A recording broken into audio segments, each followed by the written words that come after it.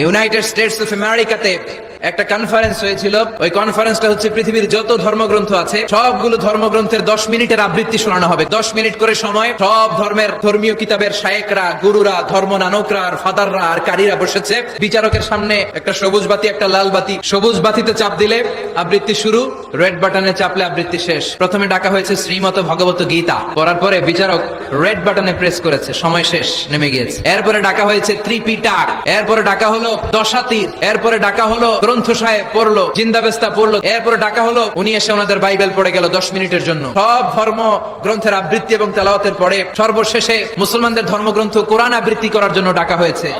এসেছে মিশরের কারি আব্দুল বাসিত ইবনে আব্দুস সামাদ, পাতলা একটা চাদর আর জুব্বা পরে চলে এসেছে মাইকের সামনে। এসে আউযু বিল্লাহি মিনাশ শাইতানির রাজীম বলে টান দিয়েছে। উনি সূরা ফাতিহা পড়তে সময় নিয়ে নিয়েছে 13 মিনিট।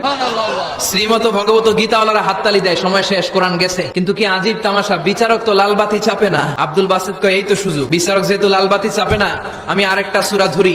উনি কোরআনের সবচেয়ে সুন্দর সূরা সূরা আর রহমান তেলাওয়াত শুরু করলেন। উনি উনার গলায় আল্লাহ যত সুর দিয়েছিলেন সব সুর, দরদ, আদর ঢেলে দিয়ে সুরের ঝংকার তুলে পুরো কনফারেন্সকে মাতিয়ে দিলেন। 30 মিনিট হয়ে যায়, লাল বাতি চাপে না।